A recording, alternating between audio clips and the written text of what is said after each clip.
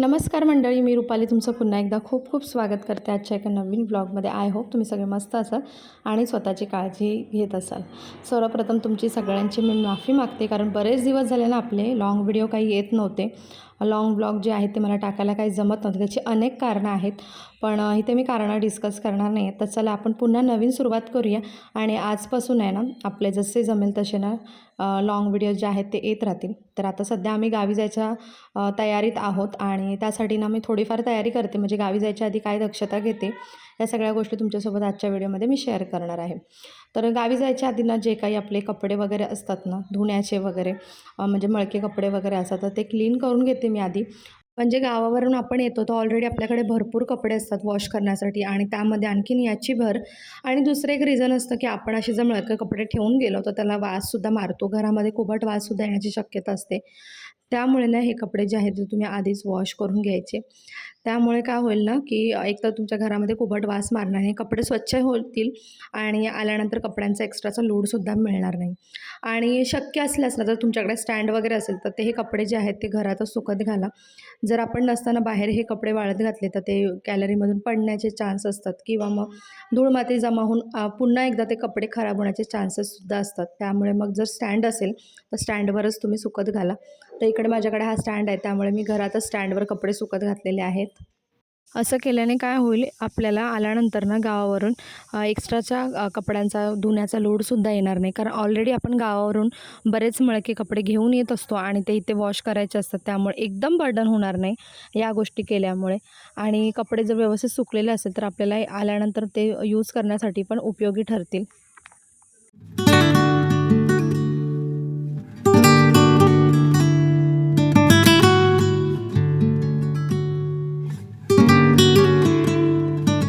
आता तुम्ही जर लाँग सुट्टीसाठी जात असाल ना तर पुढची काळजी घेणं तुम्हालाही देखील गरजेचं आहे.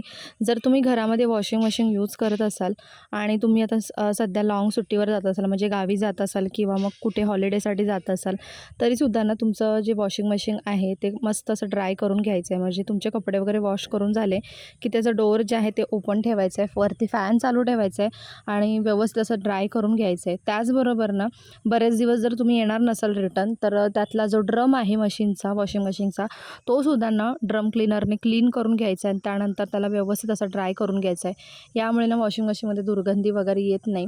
तर ही दक्षता तुम्ही नक्की घ्यायची आहे. देवांची वगैरे पूजा केली असेल आणि पूजेमध्ये तुम्ही फुलं वगैरे देवाला वाहिली असेल किंवा कुठल्याही प्रकारची पत्री वाहिली असेल तर ती गावी जायच्या आधी ना व्यवस्थित असं देवाऱ्यातून काढून घ्यायची आहेत. कारण काय होतं, आपण देवाची पूजा जायच्या आधी वगैरे करतो, कारण आपल्याला असं वाटतं बरेच दिवस आपण येणार नव्हत रिटर्न, तर देवाची स्वच्छ पूजा करून घ्यावी, त्यांना फुलं वगैरे अर्पण करावी. पण ही फुलं जर तशीच राहिली किंवा पत्री तशाच राहिल्या तर त्या खराब होतात, सडतात आणि मग वाससुद्धा येतो, कधी कधी त्यातून आळ्यासुद्धा येतात. तर त्यामुळे ना ही दक्षता तुम्ही नक्की घ्यायची आहे. ती फुलं जी आहेत ती काढून घ्यायची आहेत. त्यानंतर तुम्ही जर गावी जाणार असाल आणि बरेच दिवस तुम्ही रिटर्न येणार नसाल तर तुम्हाला तुमच्या झाडांची काळजी देखील घेणं गरजेचं आहे. तुम्ही जर प्लांट लवर असाल तर ही दक्षता तुम्ही नक्की घेणं गरजेचं आहे. तर आता आम्हीसुद्धा गावी जाणार आहोत, पण माझे मिस्टर जे आहेत ते एक 4-5 दिवसांनी रिटर्न येणार आहे. सो त्यामुळे मी इथे झाडांना भरपूर असं पाणी जे आहे ते टाकून घेतलेलं आहे. पण जर आम्ही सगळेच लवकर येणार नसेल तर मी काय करते, अशा वेळेला बॉटल ज्या असतात आपल्या बिसलरीच्या वगैरे कुठल्याही बॉटल असतात ज्या आपल्याला खरंच यूज अँड थ्रोवाल्या असतात, त्याचा उपयोग होणार नाही, तर त्यांना मी ना छोटे छोटे होल पाडते आणि त्यानंतर प्रत्येक बॉटल जी आहे ना ती प्रत्येक कुंडीमध्ये सेट करते आणि त्यातून मग हळूहळू पाणी जे आहे ते झिरपत राहतं. इथे तुम्हाला ना झाडांना भरपूर असं पाणी नाही देता येणार, पण तुम्ही येईपर्यंत ती झाडं तरी व्यवस्थित राहतील, म्हणजे जिवंत राहतील. नाहीतर काय होईल, त्यांना अजिबात पाणी जर मिळालं नाही, अजिबात त्यांची मुळं जर ओली राहिली नाही तर ती झाडं पूर्ण सुकून खराब होऊन जातील. तर ही काळजी घेणं देखील गरजेचं आहे. पण जायच्या आधी ना त्यांना भरपूर असं पाणी द्यायचं आहे तुम्ही. जर तुमची रात्रीची ट्रेन, बस, गाडी काही असेल तर सकाळीसुद्धा भरपूर पाणी द्यायचं आणि रात्री निघण्यापूर्वी म्हणजे संध्याकाळी निघण्यापूर्वीसुद्धा त्यांना भरपूर असं पाणी द्यायचं आहे. आणि जे काही बाकीची काळजी आहे, म्हणजे झाडांचं पाण्याची क्लिनिंग वगैरे ती सुद्धा करायची, म्हणजे त्यांना मोकळी हवासुद्धा मिळेल. तर ही दक्षता घेणं नक्की गरजेची आहे. तर मी गावी जायची असते ना तेव्हा मी ही सगळी काळजी मी घेते. दरवर्षी काय होतं, आम्ही फार दिवस काही गावी राहत नाही, पण यावेळेला थोडीशी लाँग सुट्टी आहे माझी. म्हणजे मी थोड्या वेळ थांबणार आहे गावी आणि मिस्टर जे आहेत ते रिटर्न येणार आहेत. सो त्यामुळे ना ह्या गोष्टी मी करून घेतलेल्या आहेत, कारण ते आल्यानंतर झाडांना पाणी वगैरे तर देतील, पण बाकीच्या गोष्टी ज्या आहेत त्या मी क्लीन करून घेणार आहेत व्यवस्थित. म्हणजे काय होईल, त्यांना कुठल्याही काळजी करण्याची गरज लागणार नाही. आणि तुम्हाला तर माहिती आहे, जेंट्स जे असतात ते घरामध्ये इतका फारसा काही लक्ष देत नाही. त्यानंतर सगळ्यात महत्त्वाची गोष्ट असते की तुमचा फ्रीजमध्ये आपण बऱ्याचशा गोष्टी स्टोअर करून ठेवलेल्या असतात. बऱ्याचशी फळभाज्या असतात, भाज्या असतात, टोमॅटो, बऱ्याच गोष्टी असतात. म्हणजे ते आपण अगदी गच्च भरून ठेवलेल्या असतात आणि त्या तशाच ठेवून तर तुम्ही गावी गेलात तर काय होणार, त्यातली सगळ्या भाज्या वगैरे ज्या गोष्टी आहेत त्या खराब होणार. आणि अजून एक म्हणजे की आपल्या घरात असलेले कांदे, बटाटे यांचीसुद्धा दक्षता घ्यायची आहे. जर बटाटे जास्त उरले असतील तर तुम्ही फ्रीजमध्ये ठेवा, म्हणजे त्यांना मोड येणार नाहीत. तर इथे मी बटाटे फ्रीजमध्ये ठेवलेले आहेत. त्याचबरोबर ना एक नारळ होता माझ्याकडे, तोसुद्धा मी फ्रीजमध्ये ठेवला आहे. आता थोडीशी फुलं आणि भाज्या आहेत, तर त्या जायच्या आधी ना मी कोणाला तरी देणार आहे, म्हणजे त्यांना उपयोग होईल आणि ते खराब होणार नाही फ्रीजमध्ये. कारण मिस्टर आल्यानंतरसुद्धा काही स्वयंपाक वगैरे करणार नाहीत. त्यामुळे फ्रीज जो आहे तो मी पूर्ण क्लीन करून गेलेली आहे. म्हणजे मला गावावरनं आल्यानंतर फक्त एक सिंगल कपडा मारायचा आहे फ्रीजमध्ये आणि भाज्या ज्या आहेत त्या स्टोअर करायच्या आहेत.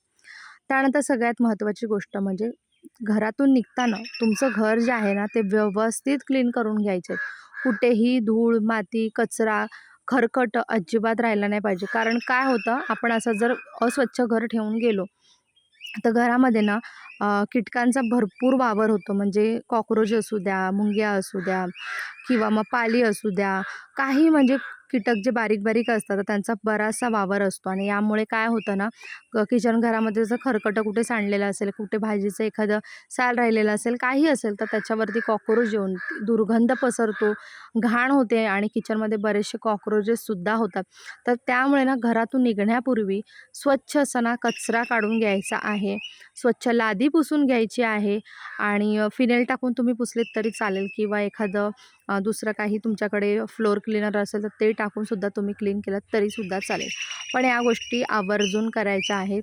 पहाटे दुसऱ्या दिवशी निघणार असाल, म्हणजे तुमची पहाटेची गाडी असेल, ट्रेन असेल, काहीही असेल, तर आदल्या दिवशी ना या गोष्टी क्लीन करून घ्यायच्यात. कारण सकाळी तुम्हाला निघता या गोष्टी काही करायला शक्य होणार नाहीत. पण आदल्या दिवशी ना या सगळ्या गोष्टी क्लीन करून ठेवायच्या आहेत. मग सकाळी फक्त अगदी तुम्ही कचरा काढलात आणि निघालात तरीसुद्धा चालेल. त्यानंतर तुमचं किचन घर ते सुद्धा स्वच्छ करायचं. कारण किचनमध्ये ना खूप सारा स्वयंपाक केला जातो, बऱ्याच गोष्टी असतात, तर त्या आवर्जून क्लीन करायच्यात. म्हणजे काय होईल ना की तुमचं किचन जर स्वच्छ राहिलं तर झुरळांचा वावर कमी होईल, पालींचा वावर कमी होईल. बाकी बारीक-सारीक काय मुंग्या असतील, कारण उन्हाळा आहे त्यामुळे थोड्या बारीक लाल मुंग्यासुद्धा येतात. तर त्या सगळ्या गोष्टींचा ना वावर कमी होईल. किचन स्वच्छ राहील सगळ्यात मुळात गोष्ट म्हणजे. आणि शेगडी वगैरे असेल तीसुद्धा क्लीन करून घ्यायची आहे. कारण रोजच्या रोज आपण जरी शेगडी क्लीन करत असलो ना, तरी ती इतकी क्लीन केलेली नसते. तर त्याचं डीप क्लीनिंग थोडंसं करून घ्यायचं आहे. ज्यामुळे ना तुम्हाला आल्यानंतर कोणताही त्रास होणार नाही. घरामध्ये स्वच्छता राहील आणि तुम्हालाही प्रसन्न वाटेल. कारण घरात जर आपण काहीही घाण ठेवून गेलो, कचरा ठेवून गेलो, तर त्याचा दुर्गंध येतो, एक कुबट वास येतो आणि तुम्ही घरात दरवाजा उघडल्यानंतर तुम्हाला तो जाणवतो आणि त्याच्यानंतर तुमची ना चिडचिडसुद्धा होते आणि तुम्हाला अजिबात उत्साह नसतो. कारण सगळ्याच घरामध्ये पूर्ण घाण झालेलं असतं, त्याच्यामुळे मग अजून चिडचिड होते काम करण्याची. तुमच्या घरामध्ये तुम्ही काही ग्रोसरी भरून ठेवलेली असेल आणि त्यातल्या काही गोष्टी खराब होण्यासारख्या असतील किंवा वाया पडण्यासारख्या असतील, तर त्या नक्कीच आवर्जून तुम्ही फ्रीजमध्ये ठेवा किंवा त्या यूज करा किंवा कोणाला द्यायच्या असेल त्यासुद्धा द्या. तर अशा काही गोष्टींची दक्षता आपण जर आधी घेतली ना, तर नंतर नुकसान होत नाही आपलं. म्हणजे जसं की आपल्या घरामध्ये असलेला रवा किंवा शेंगदाणे असतील, बऱ्याचशा अशा गोष्टी असतात की ज्या बऱ्याच दिवस आपण जर यूज नाही केला तर त्या खराब होण्याचे चान्सेस असतात. तर अशा गोष्टींना भाजून ठेवा किंवा मग त्या फ्रीजमध्ये ठेवा किंवा कोणाला तरी तुम्ही द्या यूज करायला, म्हणजे ते खराब होणार नाहीत. आय होप तुम्हाला आजचा छोटासा व्लॉग आवडला असेल. आपल्या व्लॉगची जी लाँग व्हिडिओची सुरुवात आहे ती झालेली आहे. आजचा व्हिडिओ कसा वाटला तुम्हाला मला नक्कीच कॉमेंट सेक्शनमध्ये सांगा आणि अशीच व्हिडिओ पाहण्यासाठी चॅनलला नक्की सबस्क्राईब करा. लवकरच आपण ना 1000 सबस्क्रायबर कंप्लीट करणार आहोत. तर मी सुद्धा हॅप्पी आहे आणि आय होप तुम्ही सुद्धा खूप हॅप्पी असाल. चला पुन्हा भेटू एक छानशा व्हिडिओसहित. तोपर्यंत स्वतःची काळजी घ्या. Bye bye.